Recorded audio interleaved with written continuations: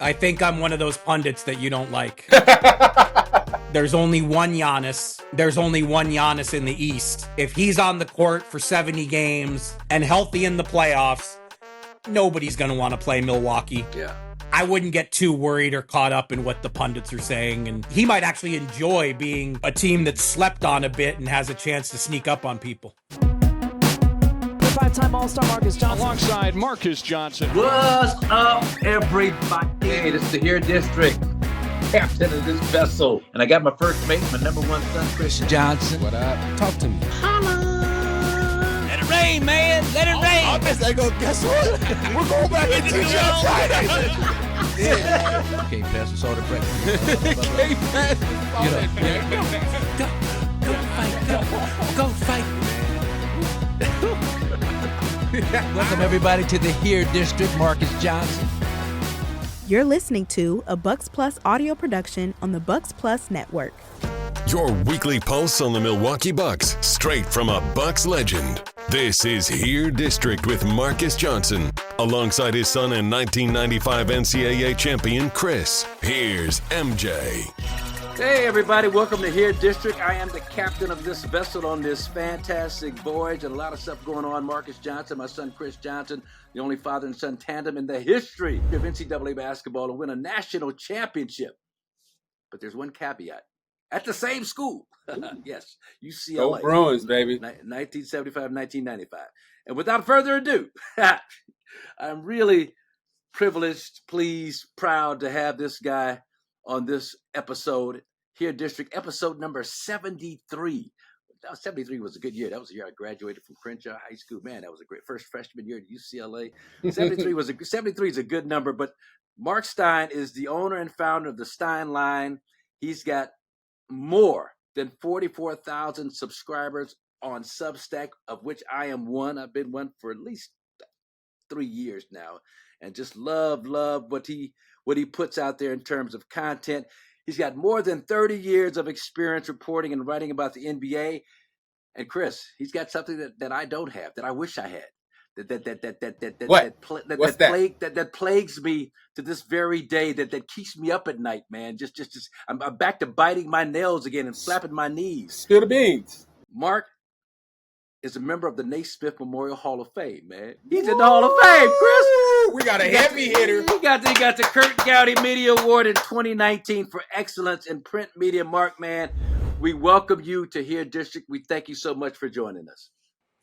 Man, I'm emotional now hearing that intro. That was, first of all, the way you even set that up is like, you will be there someday. It is more than a disappointment that it has not happened. And anyone who watched you play knows you belong there. And I do believe your time will come. And I'm guessing this is something we'll get to, but I think, the time you played in the 80s probably worked against you because you played at like the hardest time in the NBA to win a championship. Wow. But well, why do you say that, Marc? I mean, just give us some context. Why do you think that? The 80s. Look, the 80s. I was in high school in the 80s, and I feel I will always say that was the best time to be an NBA fan. It is when this league exploded and the whole reputation of the NBA changed. And I know you were a rookie in 77, 78. You know where this league was. Yeah. I was just a little kid then. Like this league went to a new level in the 80s. But it was a 23 team league. And the good teams were stacked. And the Lakers could bring Bob McAdoo in as their sixth man. And the Celtics could bring in the big redhead, college teammate, as a sixth man. And the poor Milwaukee Bucks could sweep the Celtics 4-0. Oh my. And then have to deal with Moses Malone and Dr. J in the next round. And that Bucks team was, if my memory is right, the only team in those playoffs to win a game against Philly that year. Indeed. In Moses Malone famously said fo, and it was 4-5-4, I think. Yeah. So I mean, you didn't win a championship with the Bucks because you were in the wrong conference. Yeah. I mean, That was it. Look how long it took Jordan to win one. It didn't happen until 91. Yeah. So I think that probably works against you unfairly. There's a lot of great players on those Bucks teams. I was just with Don Nelson at Game 2 of the NBA Finals when he won the Chuck Daly Lifetime Achievement Award from the NBA Coaches Association, and just reliving, like I always say it. I've lived in Dallas for almost 30 years now, but I'm a Southern California native like you guys, and like living in Dallas. But like the 1980s, the Bucks and the Mavericks had such good teams, and I think you could throw Cleveland into that same group. Yeah. Just teams filled with just really good players, and winning was impossible. It was impossible to win a championship in those days for those teams. Well, and I throw in the New Jersey Nets with Buck Williams and Albert King and Birdsong and Michael Ray Richardson. I throw in the Atlanta Hawks with the Hawks, Dominique Wilkins and Dan Roundfield. And what the product they were putting on the floor was really, really tough, but it just paled in comparison to what the Celtics and Sixers were able to do. Yeah, Hawks couldn't get out of the second round. It was a 23-team league. It was to me, that was the best. That was the best. The best teams at that time were just ridiculously deep. Mark, as a SoCal native and growing up, watching my dad, UCLA, Walton, the Wooden Dynasty, and then obviously watching him go along to the pros, what was it? What was his aura? What was his game? Like, what was it about Marques Johnson that made him such a legend? I moved to California, I think it was at the end of his rookie season in Milwaukee. Mm-hmm. And so I didn't get to see those UCLA teams, but I read about them all and the stature they had. And again, you want to talk about where the NBA was back then. Like, I would be curious to hear if Marcus backs me up on this, but like the aura and stature of UCLA like was so massive, obviously because of John Wooden and all the championships, that like I couldn't see the Milwaukee Bucks. Even after you got traded to the Clippers, I really couldn't see you unless I went to a game, because in those days, in my memory at least, and I don't trust my memory as much as anymore as I used to, but like the Clippers weren't on either. This was not the Steve Ballmer Clippers. Right. The Clippers were very rarely on TV. Yeah.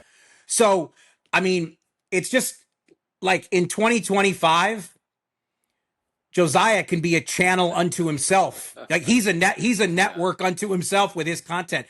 In 1985, it was so like the NBA just didn't. It was not on every day, and it was not on our screens all the time. And really, what changed it for me as a high school kid was SportsCenter. SportsCenter changed everything. Just having SportsCenter and CNNSI having nightly highlight shows, 11:30 Eastern, 8:30 in California, and being able to see if the Bucks and Hawks are playing. And all of a sudden, in the like we have highlights. We can actually so at least we had that. Yeah. And that was a massive game changer just as a fan. But I mean, I'm trying to think outside of, Mr. Johnson, I'm sure you played in Magic's summer game more than once. Sure. Oh, yeah. So I'm guessing that's the only time I probably ever saw you play in person. Wow. That would be my guess. Wow. Because like somehow I was lucky enough, like Magic Johnson every year would have this incredible exhibition game at the Forum in like August or September, and all the big stars of the day would play in this game. And I did manage to get to that 2 or 3 times at least, and that thing was awesome. Well, a little history lesson. The precursor to that, my agent, friend, mentor, Willie Knowles. He had an organization called Soul Build that helped underprivileged youth get to basketball camps. Jerry West was actively involved in that, but he was the first one to put on those all-star games, those big-time all-star games in the summer. And I can remember watching Sidney Wicks and Dr. J back in the mid-'70s kind of go at it, Mark, and that was just, and Sidney Wicks held his own. People won't believe me when I say that, but he more than held his own against Dr. J. But then Magic kind of took it over after that, and it just became a thing, man. And some great memories. And you're right. I mean, back then, before the advent of cable TV, I think I want to mention is that the other thing that happened too was that the Big East and ESPN, I think, came into collusion. Big Monday, Super Tuesday. Big Monday. So now all of a sudden, Stevie Thompson and who else, Chris? Jason Hart, all these West Coast guys started to proliferate to the East Coast and go to UConn and go to school, Kevin Ollie and go to Stevie Thompson, Syracuse and schools like that, man. And that it was just live, man. It was a live period because you're right. You didn't see a lot of basketball on TV.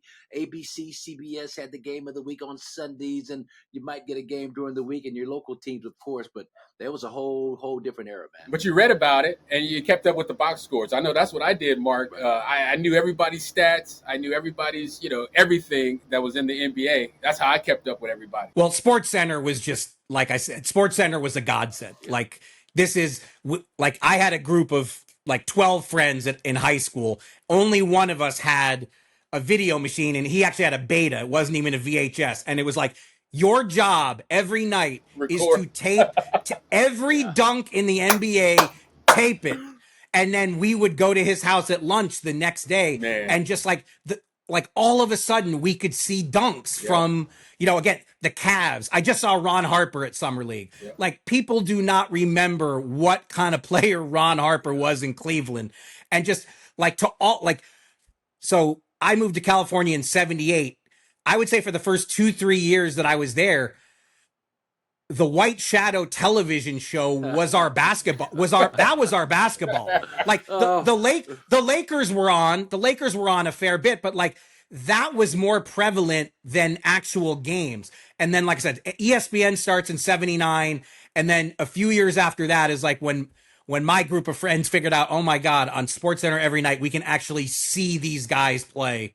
And like the All-Star game back then, you cannot imagine what a big deal the All-Star game was in, 83, 84, 85. It was magical to like, even just intros to watch these guys, because like, that's in today's NBA, all of these players are in our lives every second. Right. I mean, and it's a completely different fan experience. Well, to that point, I mean, it's interesting, and I won't belabor this point much longer, but when I was at Crenshaw, Mark, 1972, my teammate Terry O'Neill, he was from Massachusetts. He told me about this guy, Julius Erving, but he also told me that CBS had this ABA game of the week on Saturday mornings. Probably started at 1 o'clock Eastern time, but 10 o'clock out west. I'd get up every Saturday, and the Virginia Squires were always on. And that's when I first saw Dr. J and a young George Gervin playing with the Squires, and the red and white blue basketball, man. It just blew me away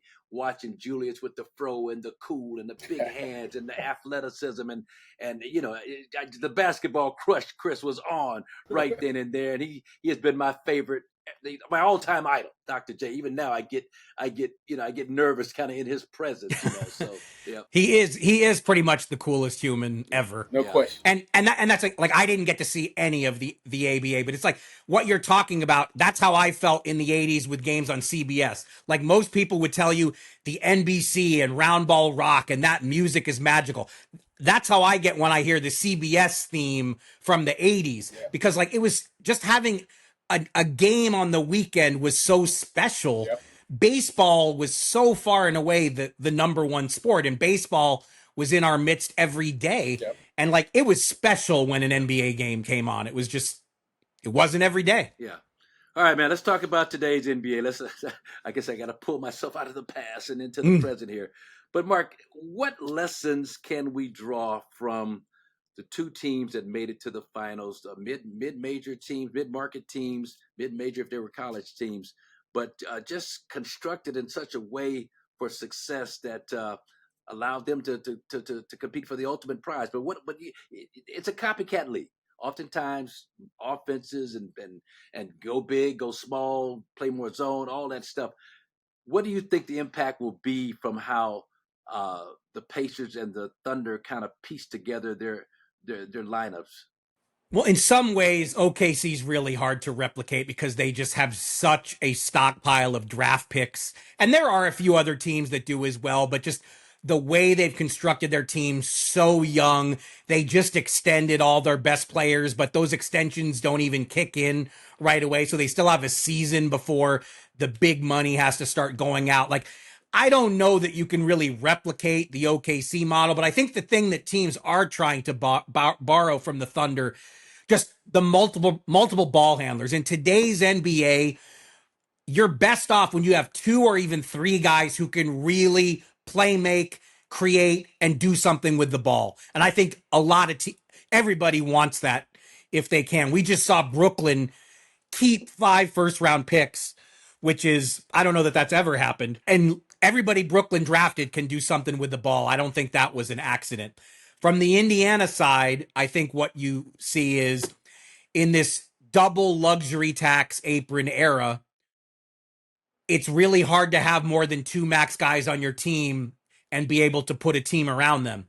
And Indiana has done that fantastically. Halliburton and Siakam are their 2 main guys, and then they just have so much depth around them. And I think you're going to see teams try to copy that and see if they can emulate that formula, because once you're paying 3 guys major money, it's just really hard to balance out the rest of your team. And Mark, because of the apron and the restrictions, do you think more teams will look to get younger, sign younger players, take chances on second-round guys, try to give the first-round picks the development runway so that they can potentially hit instead of having to, wait for free agency each year? What's your thoughts on that? Yeah, second-round picks, 2 ways, even finding the undrafted gem here. And that it's always been important, but it's more important than ever now. Like, you have to, like, one of the keys to Indiana's success, really, they got Nebhard in the second round. Man. Every single team in the league would love to have this guy now. Yeah. He's the perfect complement to Halliburton, and they extended him to the max that they could extend him. So his salary it's going now from like $2 million to $18 million. But in the context of today's NBA, $18 million is still a bargain.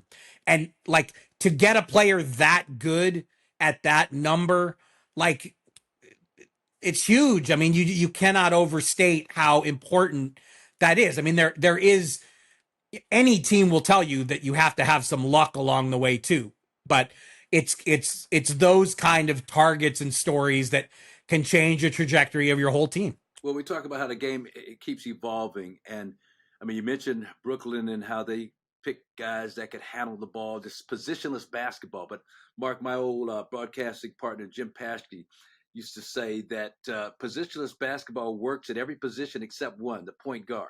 Now the Bucks are going to put the ball in Giannis's hand. They're calling it Point Giannis. Good buddy of mine, Lloyd Walton, who's been on our show, played at Marquette for Al McGuire. He didn't like the move. He's talking about, his vision and his ability to pass out of a crowd, and his mindset of attacking in close games may hurt the Bucks. What do you think the ceiling for success, if the ball is in Giannis's hands with shooters around him, is that something that you think the Bucks can ride deep into the playoffs? The Bucks had limited flexibility. They saw an opportunity to go get Myles Turner, and they made it happen. I mean, the one thing you have to say about Jon Horst and the Bucks, he is not afraid. He is not afraid to take some massive swings. They traded for Drew Holiday. It led to a championship and a contract extension for Giannis. They traded for Damian Lillard. Okay, that did not work out the way anybody hoped it would, but that also led to a contract extension with Giannis Antetokounmpo. Is the Myles Turner move enough to make Giannis happy and for this team to contend again? I mean, the good news for the Bucks is the East is very wide open, and they do still have, as we speak, one of the 3 best players on earth. So I'm not going to sit here and say it can't work, but look, you guys know I'm based in Dallas, and we have this conversation about the Mavericks every day. The Mavericks have a huge team now, talented bigs. They just won the lottery with a 1.8% chance to bring in Cooper Flag, but they're not going to see Kyrie Irving until 2026. And you have to ask, do the Mavericks have enough playmaking and ball handling to compete in a ridiculously deep Western Conference? And I don't have the answer for you at the end of July. Now, the Bucks being in the East, that does help. That does help a lot.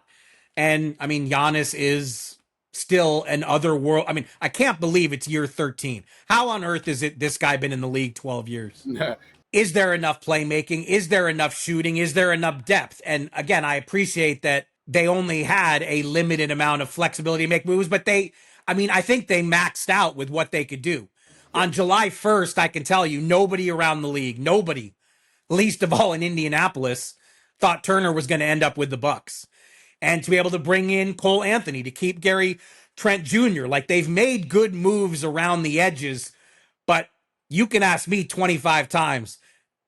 There's only one guy whose opinion matters here, and it's not Jon Horst, and it's not Doc Rivers, and it's not Marques Johnson. He wears number 34. What he thinks is all that matters, and that's the truth. And he's done a masterful job of. I was playing golf with a buddy of mine this morning, Bob Webb, and he's like, "Well, it looks like Giannis is going to stay in Milwaukee." I said, "Well, Bob, Giannis wasn't going anywhere. Every year, he does a masterful job of holding Jon Horst's feet to the fire and said, man, do something." The first year they go Bledsoe for Drew Holiday. Then we tried he brought in some players, Pau Gasol. We brought in Mirotic, Kris. I mean, John is always at the margins trying to improve this basketball team. Sometimes it works, sometimes it doesn't. But Mark, just in terms of the moves that Jon Horst has made, you've got to have a really solid working relationship between superstar and general manager, right? I mean, just to make this thing work properly. Well, like I said, he's not afraid. I mean, they have taken massive swings. But look, I've got to be candid with you. As a national reporter, Giannis is the only one who can speak to these things. I would love to ask him myself. I would love to get myself to EuroBasket to ask him. And my instinct is that whoever is at EuroBasket will ask him, and Giannis will say, "I'm here for my national team right now. We'll talk about the Bucks when this thing is over." But again, only he can speak to his contentment level with the roster and where things are. But as long as you have him on the team, you have a chance. He's that good. And I have to think that, Giannis and the Bucks have had some real health misfortune in the playoffs the last couple springs. That's got to turn here at some point. There's got to be a healthy postseason for this team, and let's see what they can do. Where do you stand on the NBA guys competing in EuroBasket this year so close to training camp? You think that it's weird at all, or you think it's just normal? International basketball has been a huge part of my life, and I'm a huge fan of it. So I love it. EuroBasket itself is such a good tournament because it's now been expanded to 24 teams, but pretty much every team has NBA players. And as a fan, it's tremendous that in late August, when we're like, God, training camp is a month away, but all of a sudden we get this bonus two plus weeks of games, in the middle of the day and at lunchtime and, after lunch. And it's, for us, it's a nice treat. But yeah, for teams, it's obviously every team is scared to death because we have so many injuries. Yeah. We just had a playoffs with just 3 horrendous Achilles tears, and there is nothing more dreaded in basketball injury-wise than an Achilles tear. So yeah, when you're a team and you're paying these guys zillions of dollars and they go to play for their country, of course you're scared and nervous, but you see how much it means to these players. I mean, if Giannis could lead Greece to a EuroBasket championship, I think you would see him cry as hard as he did when the Bucks won. Like, Greece hasn't won a major championship, I believe, since 2004. I mean, again, I don't want to speak for Giannis. I don't know him that well, but I would imagine that would be beyond meaningful for him to lead Greece to a EuroBasket title. So, having covered Luka Doncic for his whole time in Dallas, I mean, there's nothing that means more to him than playing for Slovenia. And to me, you can't take that away from these guys. The NBA can't draft players from all these countries and say, don't play for your national team ever again.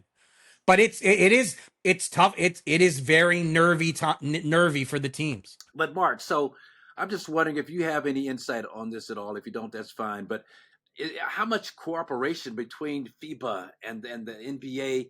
I mean, the Olympics were from July to August. This is a month later. This is late August until September. You get a couple of weeks off, 3 weeks off, and then training camp starts. Is there conversations between these two organizations in terms of medical staffs and all that, just trying to figure out the best approach, or is just as FIBA's like, this is what we're doing, this is what we're gonna have a tournament, the NBA be damned, and y'all figure it out on your end? Look, by the letter of the law, if a federation asks for a player, the player is supposed to go. But have we seen situations where an NBA team behind the scenes tells its player, we'd really prefer if you don't play? That happens every summer, and it will happen again this summer, and we will hear those stories. I'd rather hear your guys' perspective on this than me. I would think as a player, it's better when the tournament is closer to camp. I wouldn't want to be all ramped up as a player for the Olympics, and then that finishes in early August. Then you have a long break before camp, and then you got to do it again. Isn't it easier to transition from EuroBasket ends relatively close to training camp? Doesn't that make it easier to just walk right into camp? Maybe I'm wrong, but that's how I see it. Well, for me, the only thing, so it ends September 14th. Camp's probably going to start the 1st of October. You got 2 weeks of downtime. Now you got to kind of ramp it back up. I think too, like with Greece, for example, Chris was telling me this before we came on air, that they have got to do well in EuroBasket to qualify. So Giannis has got to be, he's got to go all out. And your point's well taken. I mean, 6 in one hand, half a dozen in the other. I mean, I can see an earlier tournament, close to when the season ends, and then a couple of months off. But as you pointed out, I don't know how you feel about that, Chris, but it just seems a little close right now to training camp to mentally and emotionally and physically be playing so hard and so aggressive and playing for something like that. I just think Giannis is used to it. MJ, I think Giannis is used to this lifestyle of playing for Greece and going to training camp. He did it last year. My only concern would be the FIBA courts and just recalibrating myself to NBA rules and the NBA flow and all that. The courts are a little bit harder. I think that's known. And so that would be my only concern. But for Giannis, I think it's great. He credited, I think it was 2021, he did a similar thing, but he credited the FIBA stuff for helping him expand his passing, get him sharp, increase his vision. Yeah. So I think it's a positive. Yeah. I really think the modern player tends to stay in shape all summer long anyway. Yeah. The notion of I'm going to get in shape at camp is that's just not the way it is anymore. Yeah. I guess just using it just seems to me that if the Olympics are always earlier in the summer, to me that would be hard to get in game shape in July, and then it ends in early August, and now you're off for a whole month, and then you got to ramp up again. I don't see the lateness of EuroBasket as being a huge detriment. Well, it's going to be exciting, man. And one last question from me, and you'd mentioned the fact that the NBA, the Eastern Conference is wide open, but man, it seems like every pundit that I listen to, when they talk about where the Bucks are going to finish, they have the Bucks anywhere from 4 to 6 or 7. They talk about the Cavs and the Lonzo Ball, what he's going to mean to that team. They talk about the Knicks, what they've got coming back. They talk Magic. about Orlando Magic, and they've even thrown Atlanta. Atlanta, nice. Yeah, we'll see. I mean, nice on paper. But Mark, where are you looking at the Bucks? If everything holds the form, health is great, the Bucks are playing as well as they can play, and everything is equal with the other teams, how good can this Bucks team be?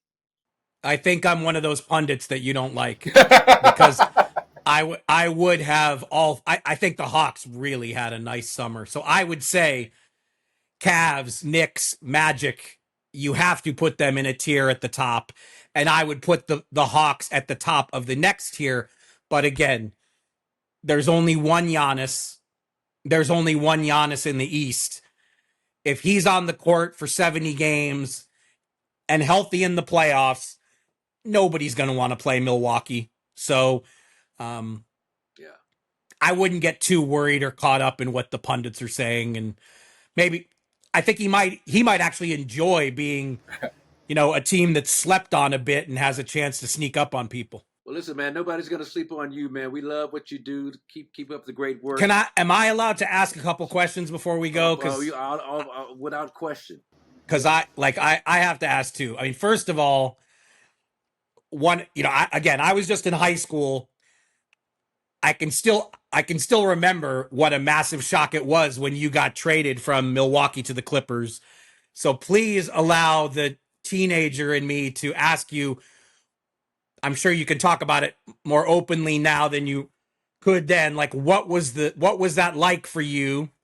Because obviously you get, on one hand, you're coming home, but again, those were not the Steve Ballmer Clippers that you were joining. Yeah, the best of times, the worst of times. Yeah, but what's interesting, you talked about Don Nelson and spending some time with Nelly, but Nelly actually warned me. He didn't tell me; he warned me. He was like, MJ, don't expect what you experience here as a Milwaukee Bucks to experience that with the Clippers. They're all over the place. It's a crazy organization. I'm sitting in your home, but I'm telling you, it's. He didn't say show, but that was the inference. And so and at that time, as the series Clipped has done a pretty good job of documenting, but this is in the mid 80s, Mark. So I got there, and Donald Sterling. First of all, the Lakers were practicing either in Hawaii or Santa Barbara, staying at the Ritz Carltons. We practiced at Cal Poly Pomona, staying at an Econo Lodge. Yeah, paper. This is an honest to God truth. Hard floors, Chris, at Cal Poly Pomona, the Econo Lodge. And Donald Sterling had, myself, Norm Nixon, Michael Cage, Don Chaney, he had probably 5 or 6 lawsuits for $500 moving expense here, $300 moving expense, $1,000, just the most petty type of stuff that you can imagine. And Donald made the comment in the LA Times. I think the reporter Mark asked him, so you think of your players like your kids, your son?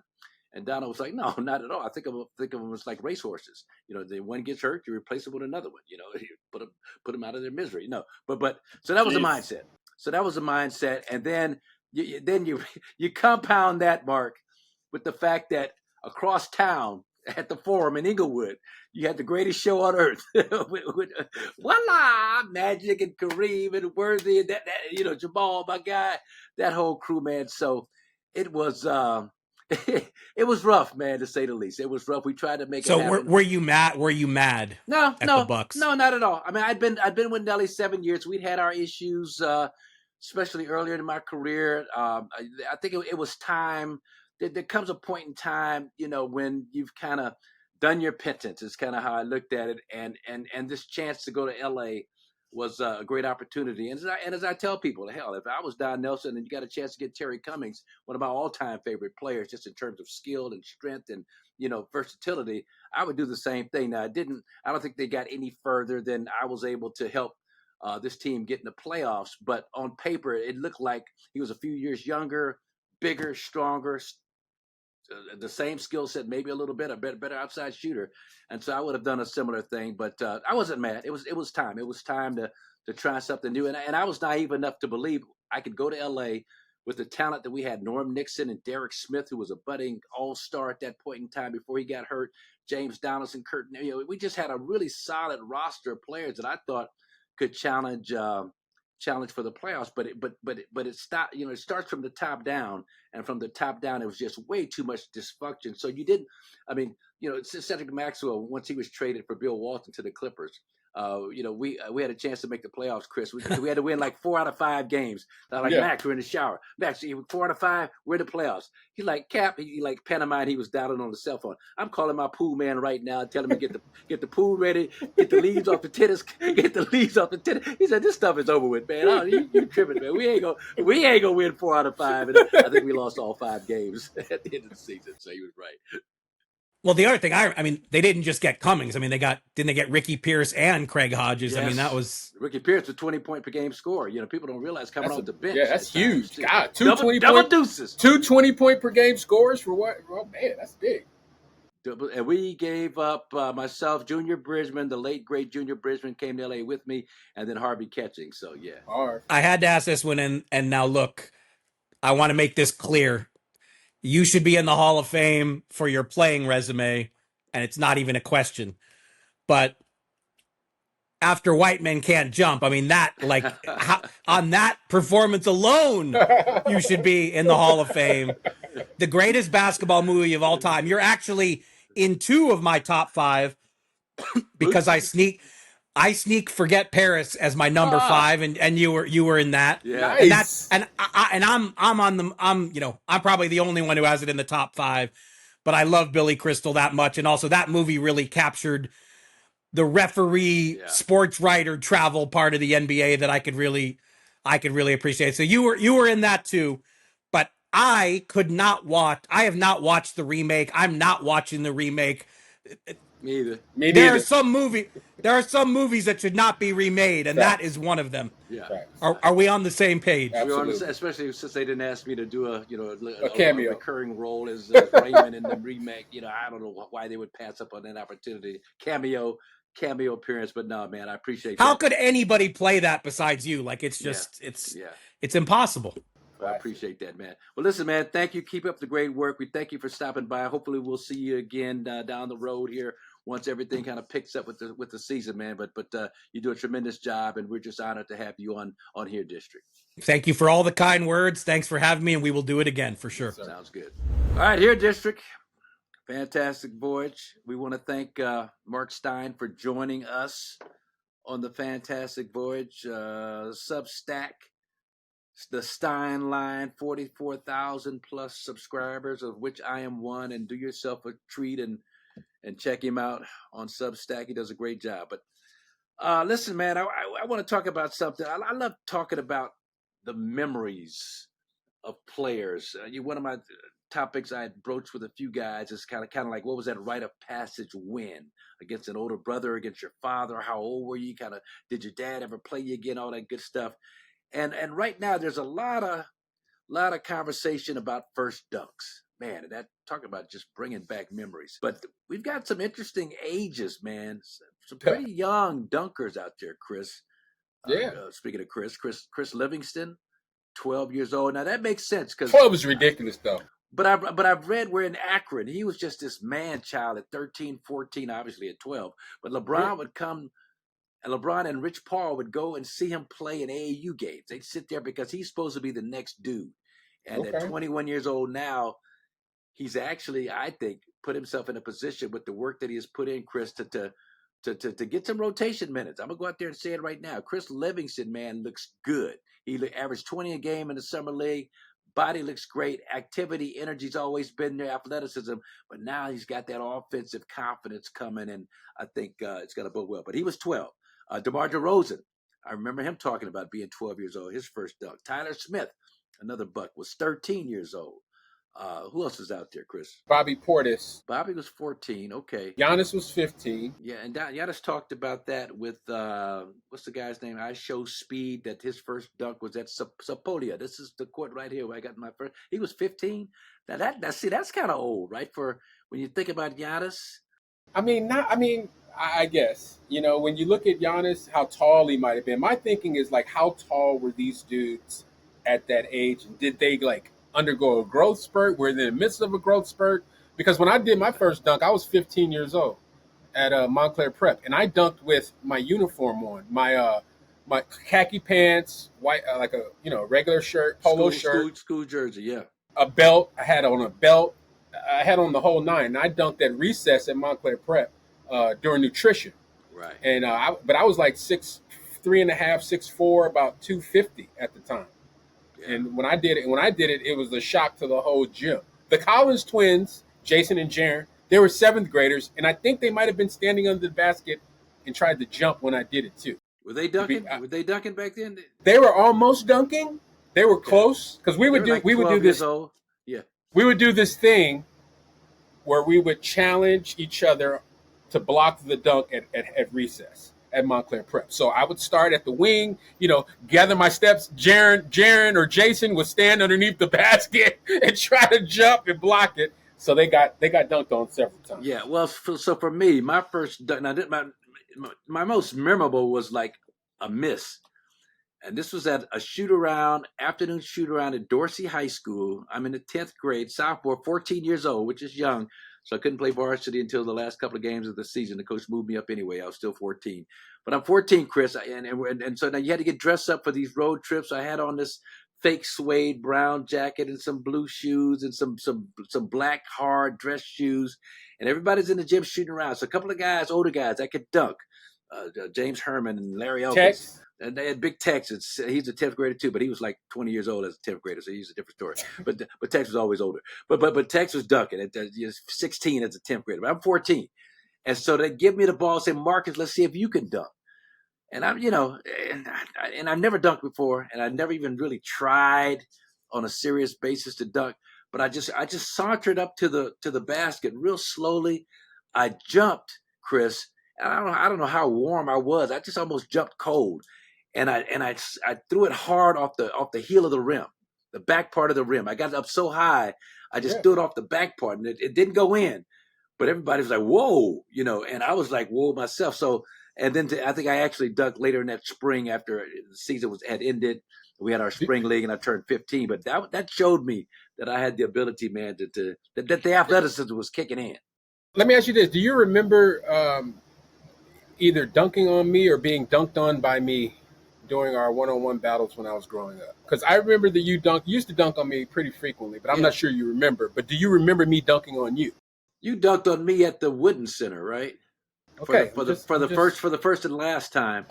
I'm just making sure you that caught, we you have caught it that at the free throw on line. record. We were playing like a 3-on-3 or something, and I was waiting for you to come lay it up so I could swipe. You had on your Warrior sweats and your sweatshirt. You tried to come in. I was just, ooh, yeah, you came in through it. Yeah, you hammered that sucker on me, and but because there was a lot of frustration. Like literally, we played one-on-one between the ages of like 13 and 18, and I swear, in our front yard we had a goal, and me and my dad we'd be playing games to 11 or 13 and play a 7-game series. He's sweeping me every day, literally for about 5 years. So he was like 1,000 and something and and then I finally got lucky at UCLA. I think you were there to do some stuff for radio, and you had on some regular clothes, and you got out there with me, but I won. We played to 5. It was like 5-4. But it was my first win, was literally in college as a freshman when you were up at UCLA to do some work for radio. You just happened to, okay, I'll play right now, Chris. Come on, let's go. I'm like, funny. Oh, okay.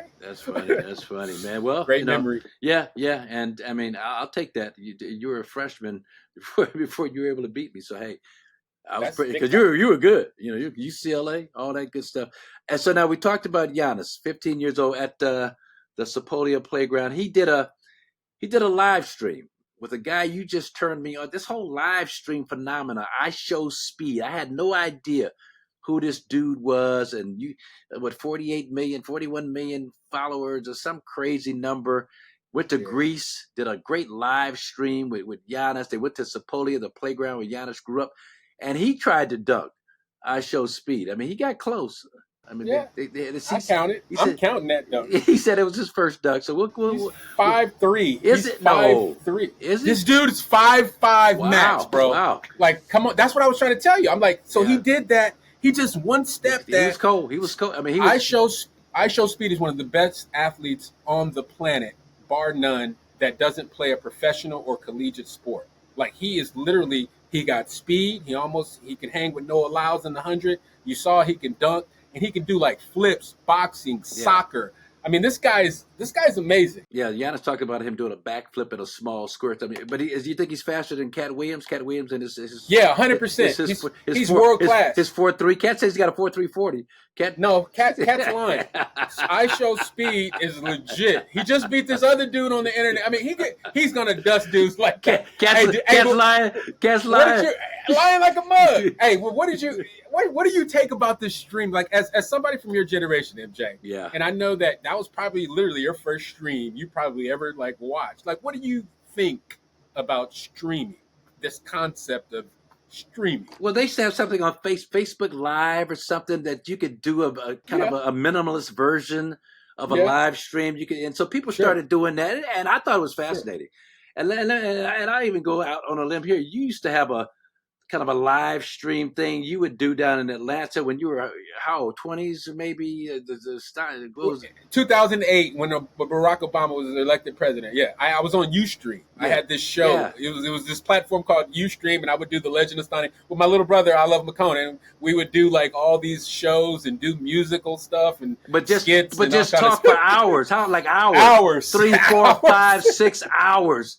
And I would tune in and watch and make comments. You get pissed off because I was upsetting your flow. I'd say little funny stuff from your childhood or something. Yeah, Bookie head. You're like, my dad. You ignore me and keep moving on because you're in character. But so that was fascinating watching Giannis and his stream. But then also the Stud Budz and the WNBA All-Star Game. Their stream was how they went hours and hours, or they just would. They streamed for 72. They basically streamed for 72 straight hours. Okay. Yeah, they did everything at the WNBA All-Star Game. I think it's really a unique time in our society right now because what we saw.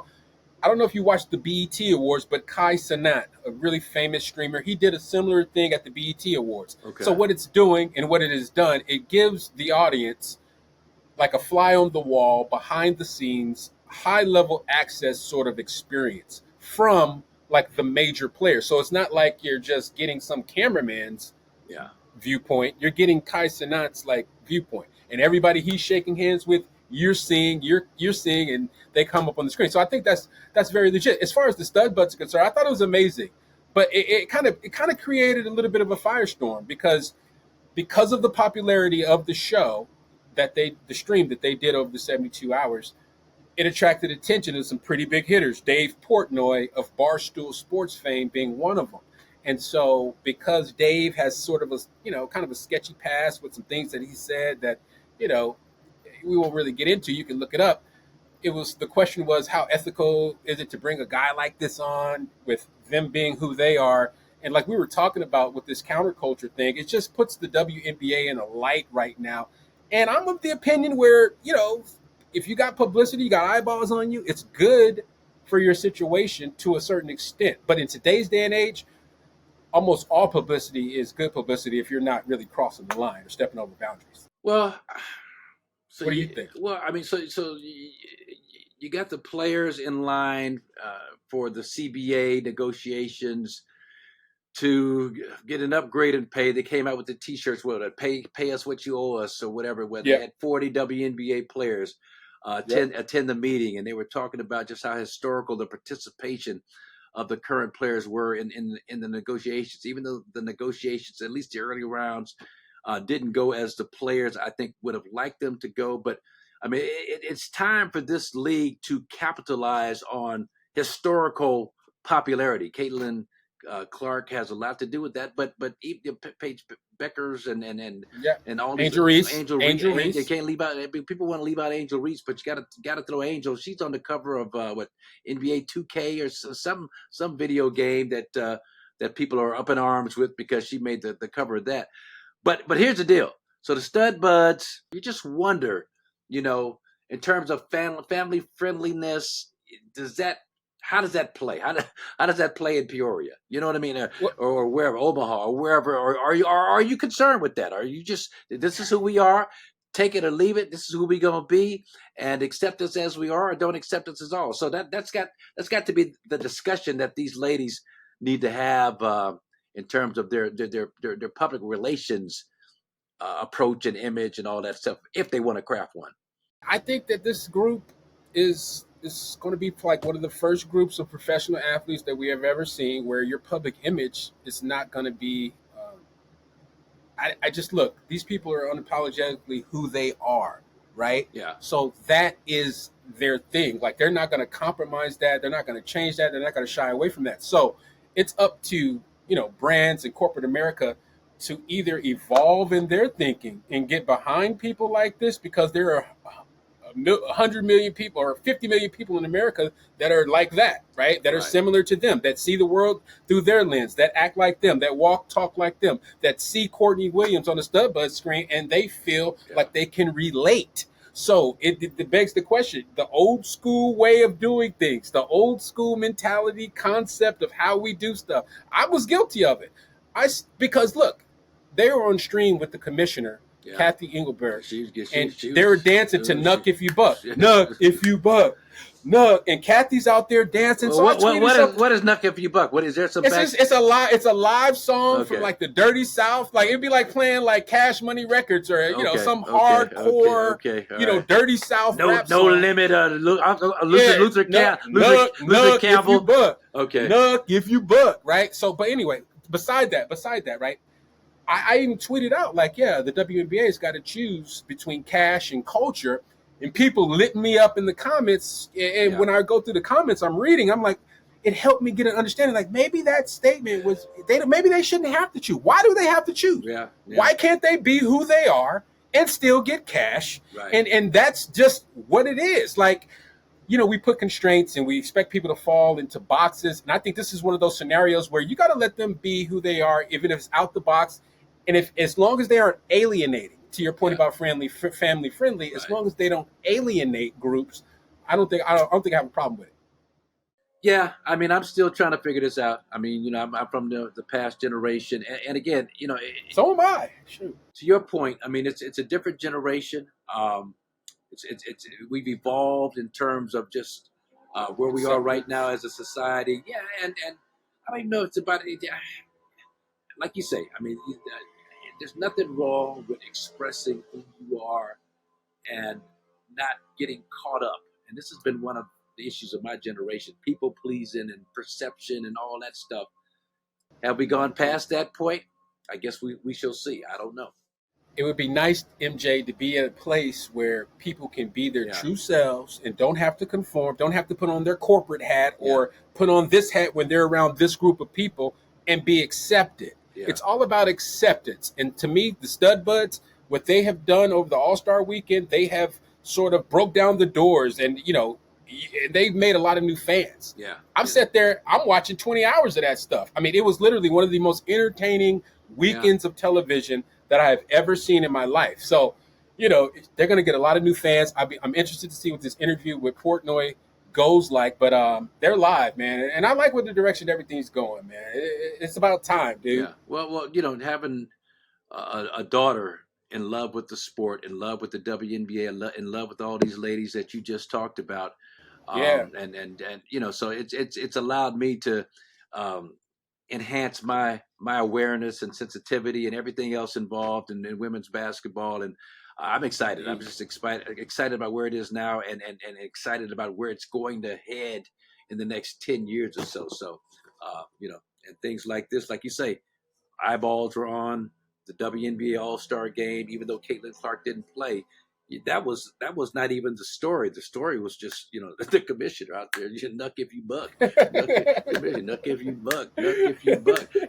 That was the story. And that's not a bad thing. I mean, I'm having fun with it, but that's not a bad thing. So anyway. But anyway, man, great spending time with you this afternoon. We had covered a lot of great topics. First dunk, we had Marc Stein doing his thing and talking a lot about Giannis and all that. Talked about Thanasis, my guy, trying to get back with the Bucks also. So, it's a fantastic voyage. That's why we're here, man. We bring it to you every week, man. Different developments all the time, man. So, hey, we'll see what's in store for us next week. All right, we're out of here. This has been a Bucks Plus audio production.